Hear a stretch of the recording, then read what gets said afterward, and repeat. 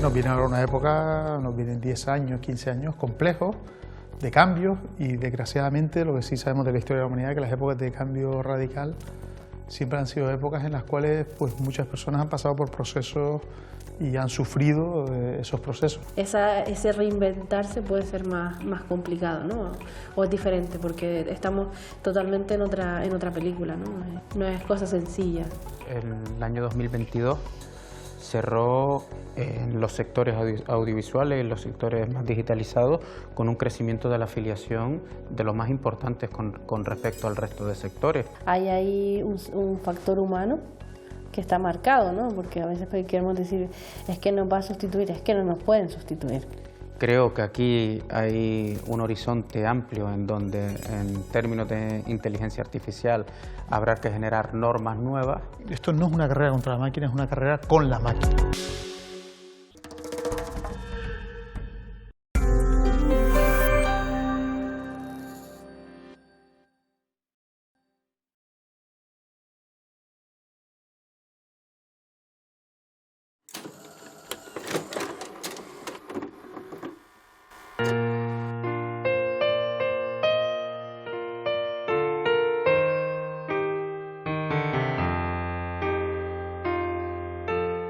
Soy Agustín García Sicilia y les presento el establecimiento abierto en 1976. Yo tenía una tienda de discos en la Rambla Pulido, discos Scorpio, como eran los mismos agentes comerciales del audio y el vídeo, pues nos ofrecieron y aprovechamos el boom. Empezamos en este local además.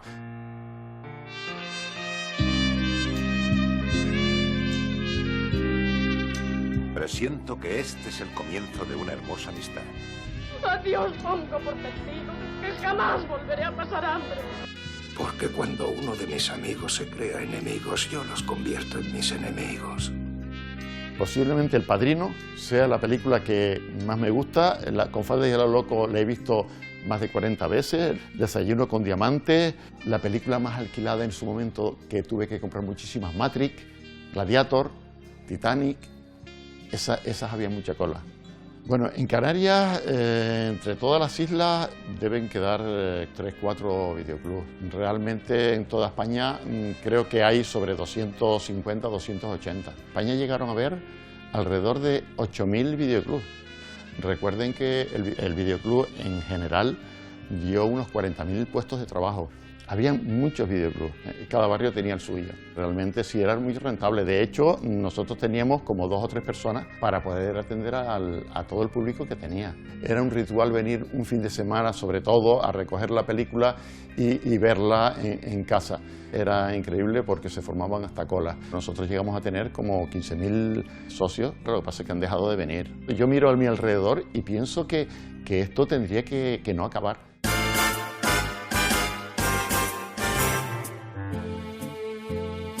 ¡Soy un hombre! Bueno, nadie es perfecto. La parte contratante de la primera parte será considerada con la parte contratante de la primera parte. Despachar, comprar, adquirir, vender, alquilar, y ahora todo es un poco virtual, es un poco extraño, ¿no? Y se compra mucho por internet, pero en las tiendas muchas veces el tema de que alguien te diga lo bien que te queda, que puede ser una talla u otra demás, eso es importante, no todo es virtual. El futuro parte de las editoras que sigan mandando las películas y de que la gente realmente siga queriendo venir. Yo creo que venir al videoclub es un ritual romántico delicioso. El que no lo ha probado se lo está perdiendo. Todos esos momentos se perderán en el tiempo, como lágrimas en la lluvia.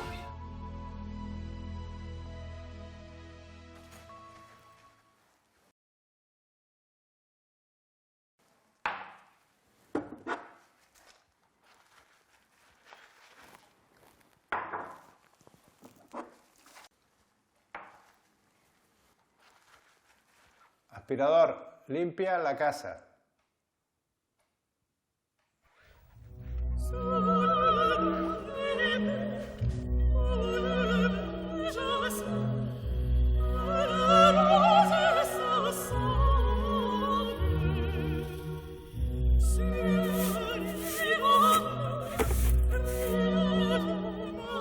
Vivimos en los inicios de la cuarta revolución industrial, una revolución tecnológica que modificará la forma en la que nos relacionamos y, por supuesto, la forma en la que trabajamos.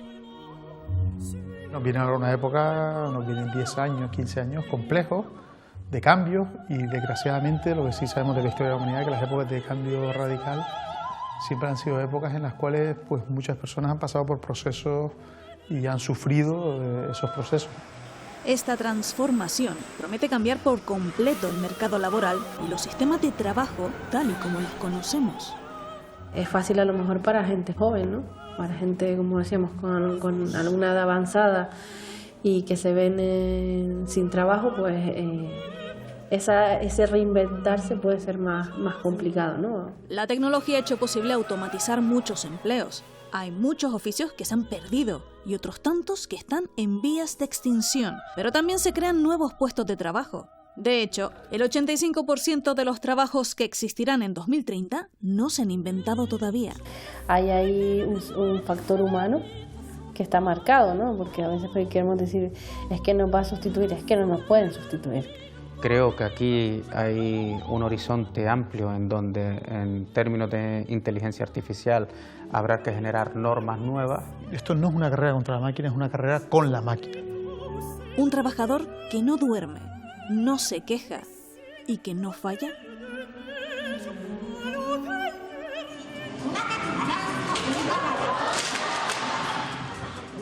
¿Cómo será el trabajo del futuro? ¿Estamos preparados?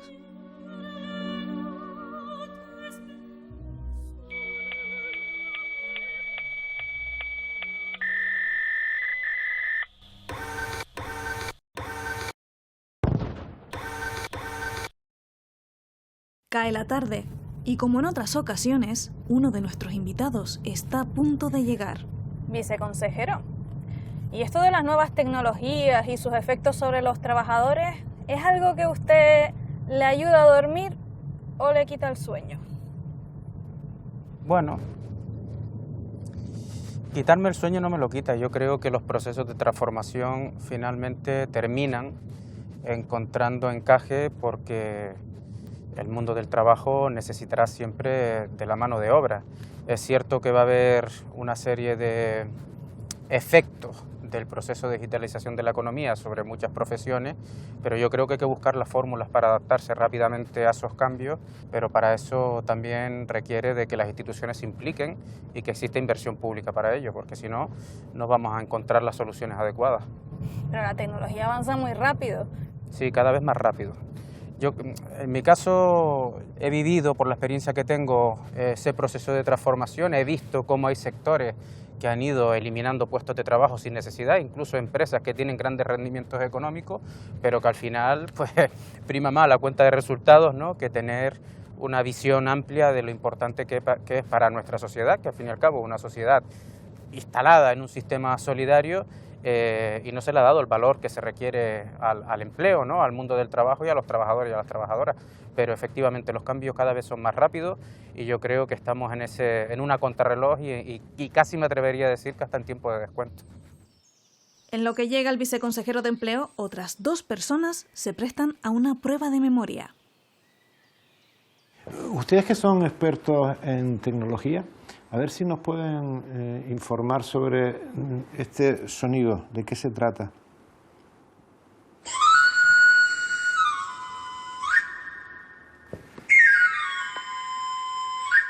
¿De qué sonido estamos? Un afilador. Un afilador. ¿Todavía quedan afiladores en activo? Sí. ¿Ustedes conocen alguno? ¿Conoces alguno? Yo conozco a uno que vive en Fuerteventura y bueno, afila, es bastante conocido y afila cuchillos en Gran Canaria también y en Fuerteventura. Y hay una anécdota muy buena que él cuenta que hay otro en Lanzarote, hay otro afilador y entonces él cuando va a ver a sus clientes en Lanzarote y el afilador de Lanzarote va a ver a los de Fuerteventura, pues se cruzan de vez en cuando en el Armas o en el Fred Olsen, ¿no? Y es curioso. O sea que deberían ponerse de acuerdo y hacer una aplicación para los clientes, claro, ¿no? para que tenga cada uno un territorio, ¿no? Claro. ¿Tú conoces alguno, Jack? Bueno, yo de vez en cuando por casa pasa algún afilador, pero también me resulta interesante que se ha convertido en una profesión de alta tecnología, los grados en los que se afila el cuchillo para que dure más, para que no gaste la hoja del cuchillo y demás cuestiones. Digamos que está sofisticado. Sí, es curioso, ¿no? Como a veces la tecnología nos permite reinventar oficios, ¿no? Que ya estaban en curso de desaparición. De reinventar vamos a hablar mucho en este programa. ¿Y esta profesión? ¿De qué se trata? ¿Qué profesión es esta? ¿Lo recuerdan? No, que trabaja el aluminio, el hierro, el metal. Las latas. Veamos, el latonero. Latonero, el latón.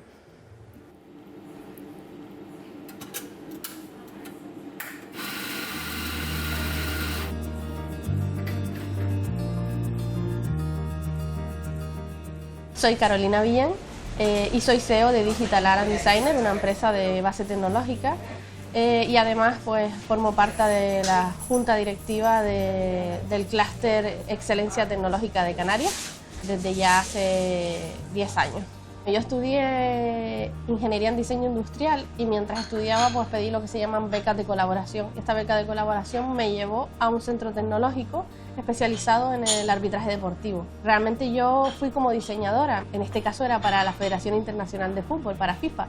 Desde que comencé la universidad y en esta experiencia pues con torneos de fútbol y con arbitraje fue como empecé toda esta andadura y me encantó porque al final es una empresa pequeñita canaria, encontró una solución a un departamento internacional arbitral de fútbol, ¿no? Y eso pues al final también es bonito, ¿no? Y es lo que me llevó a comenzar con toda la parte tecnológica. Creo que se está haciendo bien porque hay iniciativas muy interesantes para las empresas canarias dedicadas a la tecnología. Estamos bien posicionados y hay que aprovechar pues esta transformación digital que ya lleva años, que no es que digamos que está empezando, pero que estamos a tiempo de coger esta maravillosa ola para estar presentes en otros países, ¿no? Y en otros continentes.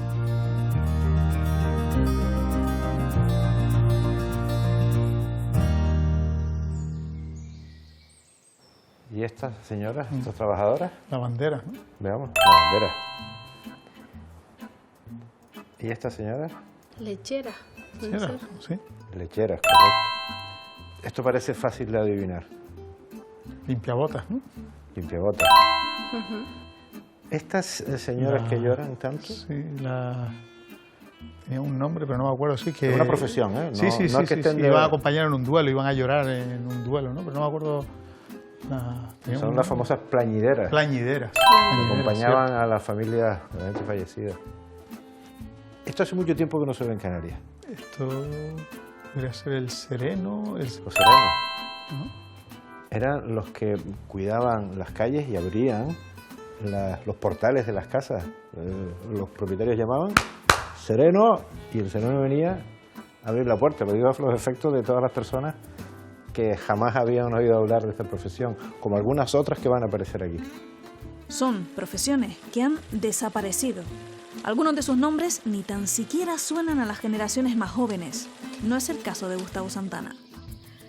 Usted es viceconsejero de Empleo, pero antes dirigió UGT en Canarias. ¿Deja uno de ser sindicalista cuando se convierte en político? No.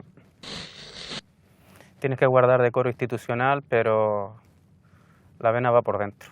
Institucionalmente tienes que trabajar para todos, para sectores económicos, sectores empresariales, sindicatos más representativos, menos representativos, y las formas son importantes, porque el pasado pesa en muchas ocasiones y pueden utilizarse para romper buscando cualquier excusa. Entonces a mí se me exige una forma mucho más exquisita que a muchos otros que pudieran haber llegado a ser viceconsejero de Empleo.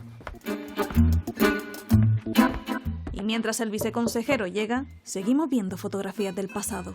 ¿Y esta ya les adelanto que es difícil. A ver. Parece un molino de agua, ¿no? Parece que se ve ahí. Pues muy bien, caliente. Una prensa. Más caliente todavía. Es un batán. Y este señor es el batanero, que mueve esta especie de molino con agua para prensar tejidos. Y ya está. Cambullonero, ¿no? Cambullonero, correcto. ¿Conocen a familias, gente que se haya dedicado al cambullón? Sí. El cambullón fue una actividad muy popular. ¿Tú la conoces, esta actividad? Esta la conozco por la historia gráfica que conozco de mi trayectoria, por ver fotos, pero no por conocer a nadie en particular que se dedicara a la profesión. Yo la verdad que había oído hablar de los cambulloneros, pero nunca había visto una foto de cambulloneros, ¿no? Pues sí, la tenemos. Pues si les parece, pasamos al comedor y nos tomamos algo y seguimos charlando. Muy bien. Bueno, Perfecto. vamos allá. Pues si vamos a hablar de empleo, empecemos con unos datos.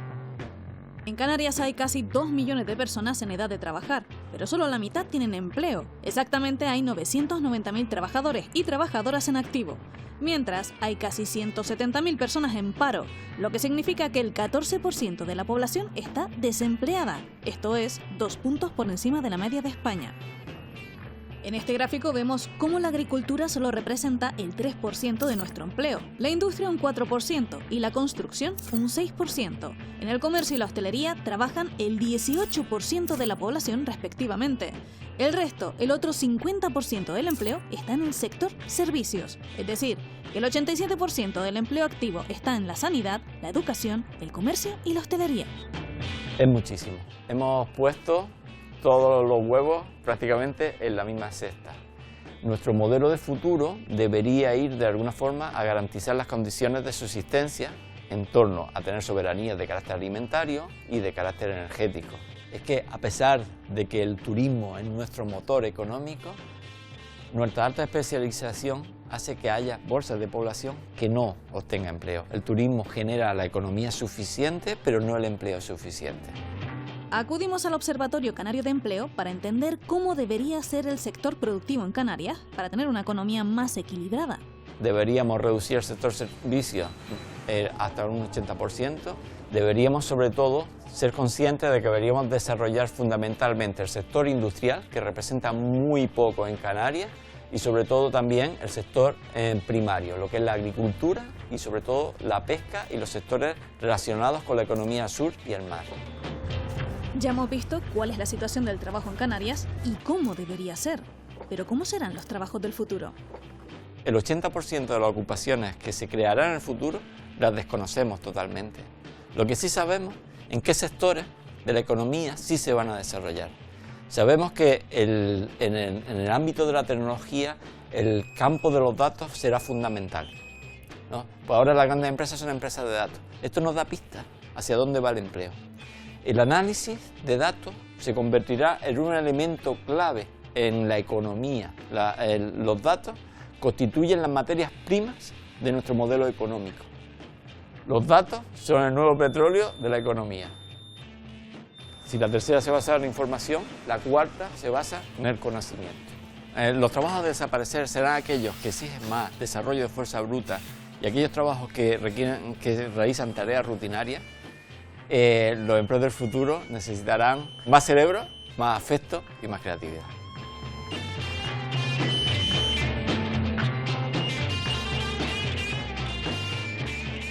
Y teniendo en cuenta el peso que tiene el sector turístico en la economía de Canarias, supongo que la influencia que tiene sobre el mercado laboral es grande, ¿no, Gustavo? Sí, sin lugar a dudas, el sector terciario en Canarias representa más del 70% de nuestro modelo productivo. Es sin lugar a dudas quien tira de la economía canaria.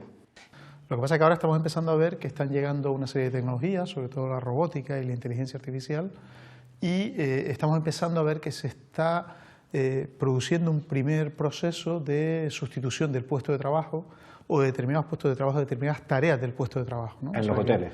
En los hoteles y en general en todo el sector turístico, en restaurantes, en todos los servicios turísticos. Parece que esta penetración y esta extensión de las tecnologías que van a modificar el mercado de trabajo, vamos a dejarlo ahí, va a hacer que desaparezcan puestos de trabajo y que la inteligencia artificial sustituya muchas de las actividades, incluso intelectuales y artísticas, que llevamos a cabo.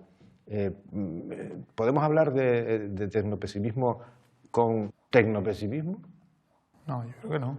Yo creo que en absoluto, ¿no? Creo que lo que sí es verdad es que nos viene ahora una época, nos vienen 10 años, 15 años complejos de cambios y desgraciadamente lo que sí sabemos de la historia de la humanidad es que las épocas de cambio radical siempre han sido épocas en las cuales pues muchas personas han pasado por procesos y han sufrido esos procesos, ¿no? Es decir, hay gente que en ese proceso pues, puede estar mejor situado y hay personas que no tan bien, que a lo mejor pueden sufrir.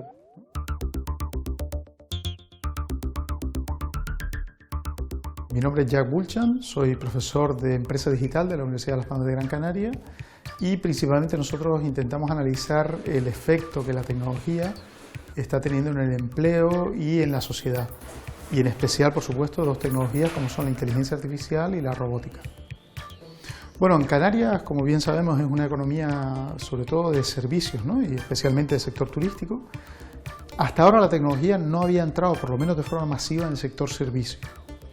Pero sí estamos viendo que en este principio del siglo XXI, sobre todo en esta década, están empezando a converger toda una serie de tecnologías que están forzando, están causando que, por ejemplo, la robótica esté entrando de forma masiva en el sector servicios y esté empezando a realizar muchas de las tareas que hasta ahora realizaban humanos, ¿no?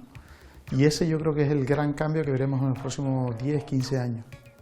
Parece que efectivamente estamos en el momento en el cual empiezan a converger todas esas tecnologías y además aparece el concepto que yo creo que nos preocupa a todos, que es la sostenibilidad medioambiental, económica y social en general, ¿no? Entonces convergen estas dos cuestiones de la digitalización y de la sostenibilidad y probablemente lo que estemos es ante una nueva sociedad, ante un nuevo modelo de trabajo, ante un nuevo contrato social, ante un nuevo modelo de producción. Es decir, yo creo que estamos en una época que probablemente cuando la veamos dentro de, o aquellos que lo examinen o la examinen dentro de 30, 40, 50 años, verán que es una época de cambio histórico, ¿no? Con pocos antecedentes en la historia de la humanidad, que serían pues esas dos revoluciones industriales que ha habido o la revolución agraria que hubo en su momento, ¿no? O cuando pasamos de ser nómadas a ser agrarios, ¿no? Es decir, son revoluciones de impacto o dimensión histórica.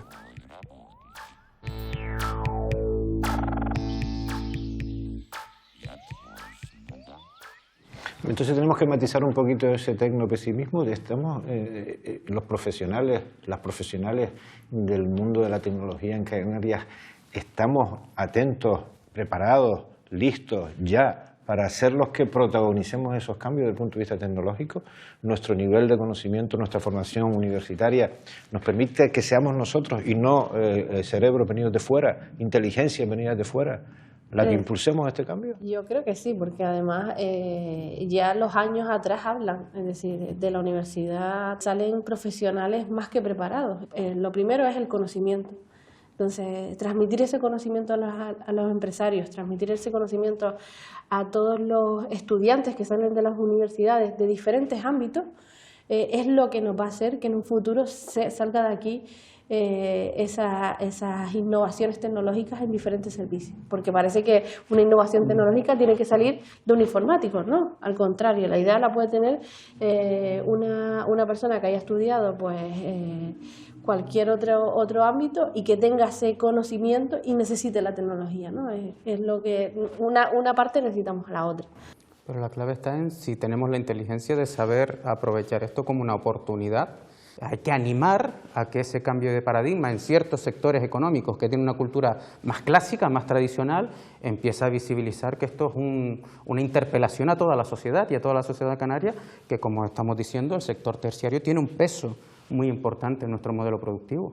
Y además es creíble, es totalmente creíble que Canarias lidere o sea una de las regiones que esté liderando el desarrollo de tecnología alrededor del sector turístico. No, y que gracias a esos turistas esto puede ser un laboratorio. Claro, un laboratorio. Estamos en medio vivo, ¿no? de varios continentes, ya no hablamos, encima estamos en una región ultraperiférica que a veces desconocemos esto, es decir, y Europa creo que está ayudando también mucho pues con programas como Next Generation, programas Horizonte, a que nos vengan esos impulsos, ¿no?, económicos. A medida que las sociedades avanzan, hay trabajos, actividades que se van perdiendo, como vimos antes en las fotografías que pasamos, pero la irrupción de las tecnologías ha forzado que algunos trabajos relativamente recientes también hayan desaparecido.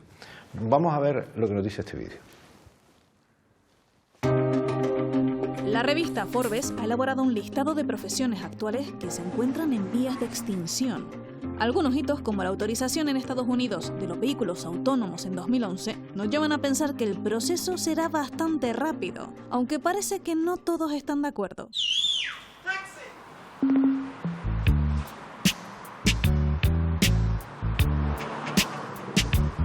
Me llamo Gorky Betancourt, tengo 56 años y llevo unos 16 años en el taxi.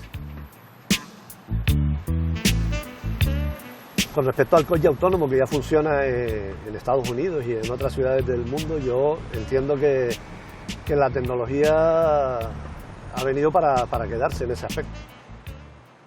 Pero es consciente de que se va a producir la automatización y el cambio tecnológico va a pillar, por ejemplo, al sector de transporte de pasajeros, ¿no? Por ejemplo.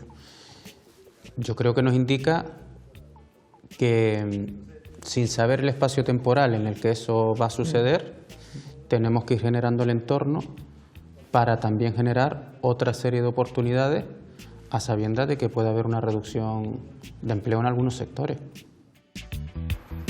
Que sí, que llegará, pero no lo veo tan inmediato como parece que nos están haciendo ver, ¿no? Que nos ponen imágenes, vídeos, entrevistas de situaciones reales, cuando realmente lo que se está haciendo es probar todavía, ¿no? Con respecto a la profesión del taxi como servicio público, de que pueda desaparecer en el futuro, yo no tengo demasiadas dudas de que pudiera llegar a ocurrir, ¿no? En cualquier caso tardará un poco más de lo que a veces parece que casi vaya a ser pasado mañana, ¿no? Otro hecho llamativo fue la apertura en 2009 del primer supermercado de autoservicio en Reino Unido. Además, la creciente demanda de las compras por Internet hacen que figuras como la de la cajera comience a peligrar. ¿Qué lo diferencia del servicio que ofrece un punto de autocobro? El proceso de automatización ya lo ha ido experimentando y ha generado una destrucción de empleo en los últimos años muy intensa.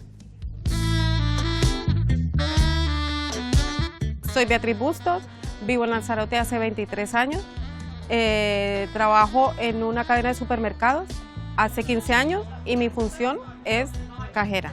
Bueno, en cuanto a la modernización digital que decimos, que tu puesto vaya a ser a un lado por máquinas, pues no lo sé, esto habrá un proceso de adaptación tanto para uno como para el cliente. Fíjate que, Gustavo, supermercados que se están rediseñando en esta fecha, donde antes había espacio para 10 pasillos de salida, ahora hay 3 pasillos de salida y el resto es autoservicio.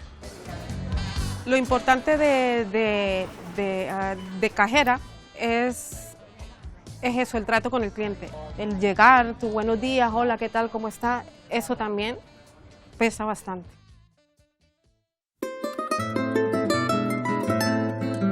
Pero si hablamos de resistencia frente a la automatización, tenemos que hablar de los trabajos artesanos. En Canarias hay quienes todavía viven de la destreza de sus manos. Yo me he dedicado a elaborar la alfarería canaria con las técnicas milenarias y hoy día pues lo que estamos es intentando recuperar todos esos conocimientos que vienen desde esos tiempos y adaptarlo al momento presente para que esto no se pierda. Sí, yo tuve la suerte de encontrar a estos maestros que eran los últimos y últimas alfareras tradicionales canarias que habían aprendido de sus familiares y o sea, a través de ellos es como yo pude pues aprender todas esas técnicas, lo que conecta con lo que hoy nos estamos dando cuenta en esta sociedad de que tenemos que consumir productos de cerca, pues el recuperar todo eso es algo que está ahora mismo en auge. Las nuevas generaciones veo que están conectando también con su identidad. Es un trabajo totalmente manual, que esto es irreemplazable por ninguna máquina y que el factor humano es indispensable para el desarrollo de estas piezas únicas. De todos los testimonios que hemos escuchado en este vídeo, podemos dar por bueno, sin euforias tampoco, que el sector de la artesanía va a escapar. es el sector en el cual, bueno, pues lo que tendrías es un producto de barro fabricado por una máquina, que eso ahora mismo en el mercado hay montones que cualquiera puede comprar y la gente quiere comprar un producto que sabe que está hecho por una persona y que incluso puede ir a ver a esa persona haciendo ese producto, ¿no? Pero siempre que encuentre relevo en la profesión, Claro. porque si hay una crisis en referencia a la artesanía, puede ser de que la gran masa de trabajadores busquen alternativas en otras profesiones. ¿Qué va a pasar con las personas cercanas a la jubilación que en estas circunstancias pierdan sus trabajos? Cuando uno sale del mercado de trabajo ya en una edad avanzada, no incluso los 45 años que mencionaba Gustavo, sino incluso más avanzados, 55, o así, volver al mercado de trabajo es tremendamente complicado. Y yo creo, ahí sí creo que, por ejemplo, las políticas de empleo tienen que bonificar y tienen que facilitar, evidentemente a los jóvenes hay que darles una oportunidad, pero hoy en día todavía seguimos teniendo una sociedad que se basa, el contrato social se basa en tu puesto de trabajo. Tú te defines por lo que eres en función de tu puesto de trabajo. Y lo que no podemos es una persona que a los 55 años, por la circunstancia que sea, que después de haber trabajado durante un montón de años, pues sale de ese puesto de trabajo, porque la empresa ha cambiado, porque el modelo o lo que esa persona hacía deja de tener esa funcionalidad, hay que darle una oportunidad de que vuelva al mercado de trabajo, porque todavía le quedan 10, 15 años hasta su edad de jubilación. Y hay que bonificarle y facilitarle esa entrada. Vamos a continuar hablando de esto, pero veamos este vídeo que está en relación con lo que estamos charlando. ¿Reinventarse? En Internet nos venden que es muy fácil. El mundo de la informática y la transformación digital tiene tanto que ofrecer. Igual que hace 15 años sin medios digitales no cualquier persona podía tener una buena idea y emprender, a día de hoy lo puede hacer. Cada día surgen nuevas oportunidades que sería absurdo no aprovechar. Tras estar 3 años en una oficina me pude quitar la corbata para poder vivir de mis emprendimientos. La era digital es una era de cambios. Estar enseñando 5 trabajos para ganar dinero real desde casa. Te voy a hablar de la profesión de asistente virtual. Te voy a enseñar cómo especializarte en marketing y redes sociales. Sin experiencia previa, sin invertir nada de dinero. Reinventarse es la solución. Reinventarse, que es un verbo, en fin, un poco extravagante, es la solución. Todas estas soluciones que parecen darnos estas personas en este vídeo son fácilmente realizables, Carolina. Sí que es posible reinventarse, sí que es verdad que hay puestos de trabajo que puedes hacer desde tu casa y trabajar para empresas que estén pues en otra localización. Es fácil a lo mejor para gente joven, ¿no? Para gente, como decíamos, con alguna edad avanzada y que se ven sin trabajo, pues ese reinventarse puede ser más complicado, ¿no? O es diferente, porque estamos totalmente en otra película, ¿no? No es cosa sencilla. Cada vez que hay un curso en Internet de cómo desarrollar una de esas profesiones, es porque es un caladero que ya está explotado. Esto es bastante más complicado de lo que puede parecer, es decir, youtuber, tiktoker, influencer, parte de marketing de contenidos. Hay un montón de empleo ahí, pero evidentemente no son tantos los que triunfan siendo tiktokers o youtubers. Claro, pretender que todas esas personas que puedan ver sus puestos de trabajo en peligro acaben siendo full stack developers parece un poco complejo, ¿no? No acaba de cuadrar. Habrá que pensar también de avanzar a cierto equilibrio entre la convivencia entre los seres humanos y las máquinas. Esa inteligencia artificial está creada desde nuestras experiencias, o sea que al final hay ahí un factor humano que está marcado, ¿no? Porque a veces queremos decir, es que nos va a sustituir, es que no nos pueden sustituir. Con este panorama, ¿cómo ven ustedes el futuro del sector digital en Canarias? El año 2022 cerró, y así lo indican los datos, con un crecimiento porcentualmente hablando en los sectores audiovisuales, en los sectores más digitalizados, con un crecimiento de la afiliación de los más importantes con respecto al resto de sectores. Pero también hay estudios que indican que todavía existen 7.200 vacantes para cubrir puestos que están demandando los sectores tecnológicos, ¿no? Lo que hemos visto también es que hay muchas personas que se forman aquí en nuestras islas y se van a trabajar a empresas de fuera. ¿Esto por qué? Pues sobre todo por la parte económica, ¿no? Por los salarios. ¿Los salarios son bajos? Sí. Los Los salarios son aquí muy altos fuera.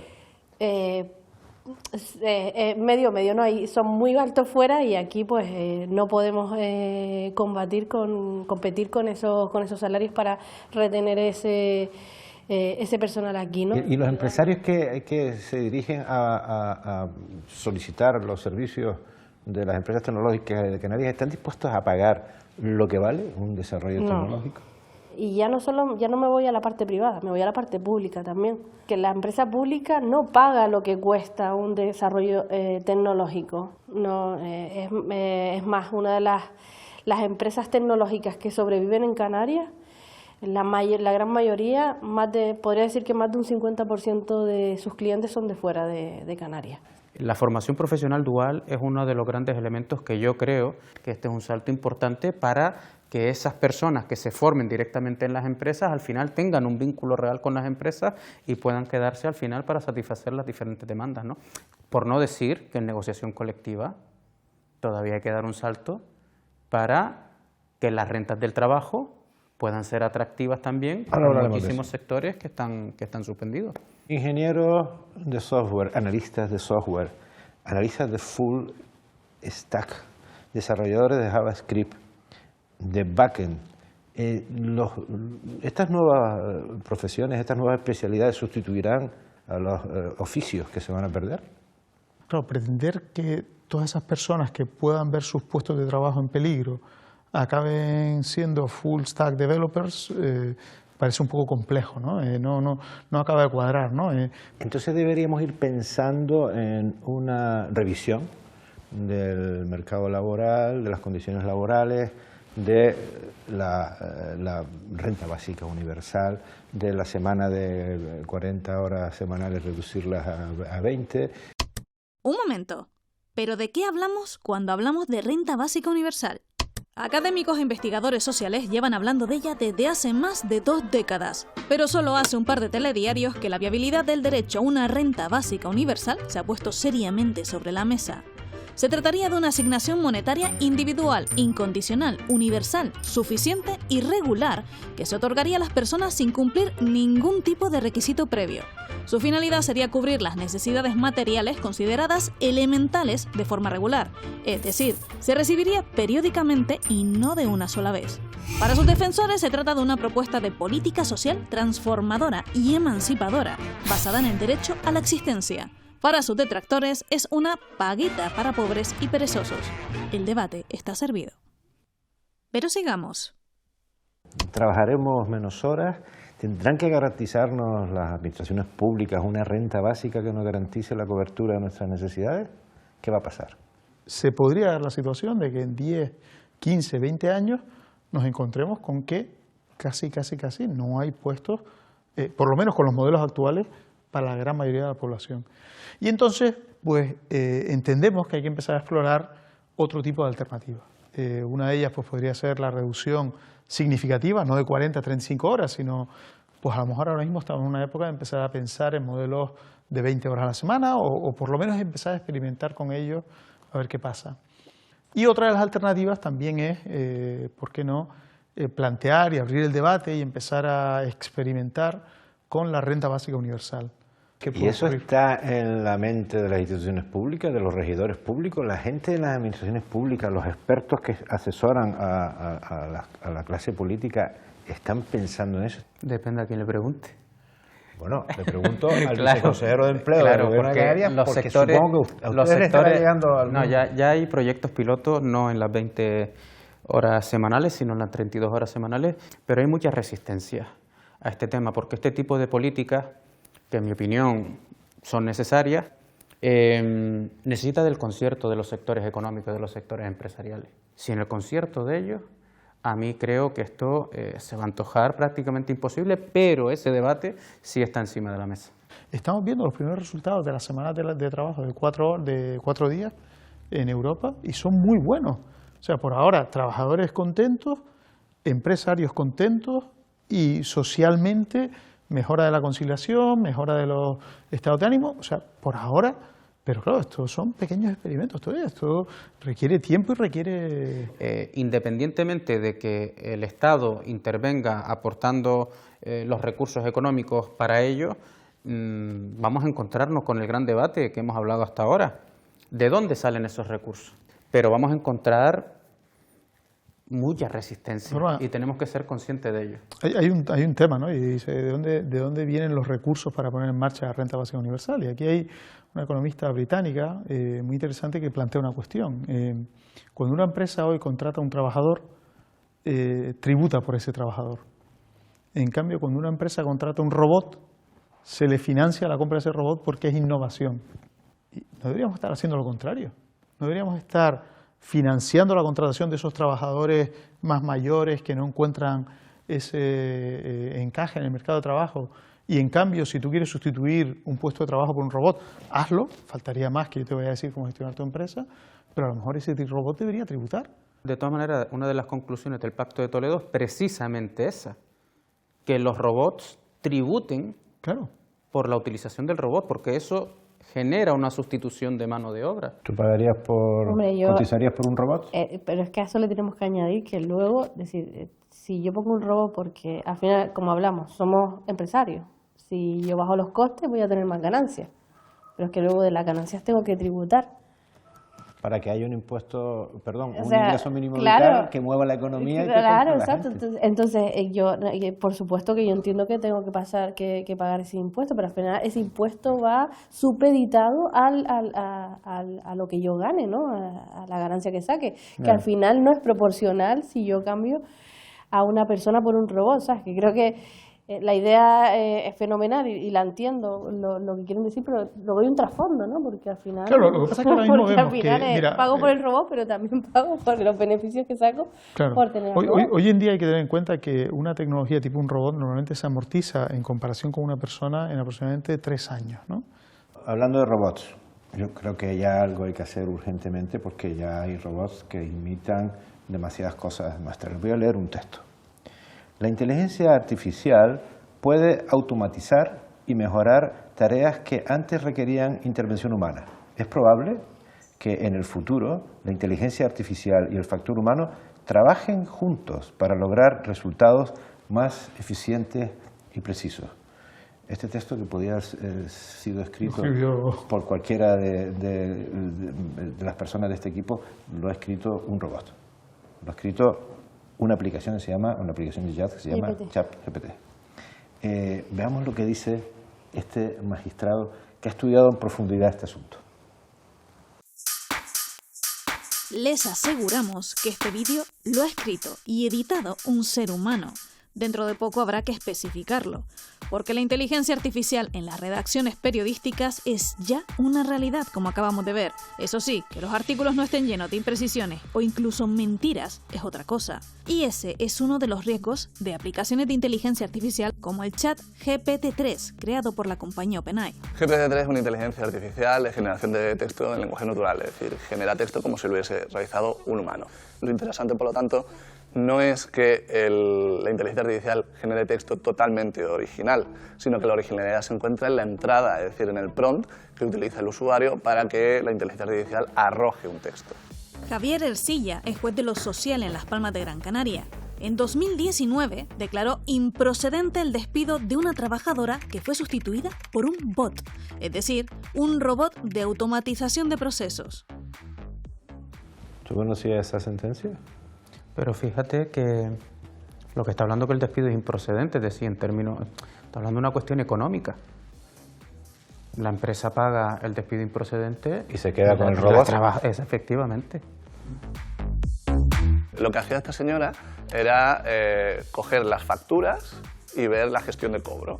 La inteligencia artificial, que es un RPA, un robot de procesamiento automatizado, un robot de automatización de procesos, lo que hace es, como ya toda esa información está digitalizada, pues la recibe, la trata y la envía, de tal manera que puede trabajar 24/7, a diferencia de la trabajadora, que no necesitaba comer, no necesitaba descansar, no tenía permisos de paternidad ni de maternidad, bajas por embarazo, bajas por IT, por lo tanto todo eso no resultaba justificado que la empresa recurriera a un despido más barato. Por ahora, los trabajadores no tenemos ninguna herramienta jurídica que proteja nuestro puesto de trabajo frente a las máquinas, pero ya se están empezando a tomar algunas medidas. No hay jurisprudencia, así como tampoco ninguna legislación específica que impida o que proteja al trabajador respecto de sustitución por parte de las máquinas. Como medidas, en este sentido, por ejemplo, cabría destacar el denominado mecanismo RED. Es una especie de ERTE, un instrumento para no evitar los despidos, sino en todo caso facilitar que ante la introducción de una tecnología disruptiva en ese ámbito del sector, esas personas puedan recolocarse en otro ámbito o en la misma empresa pero realizando funciones distintas.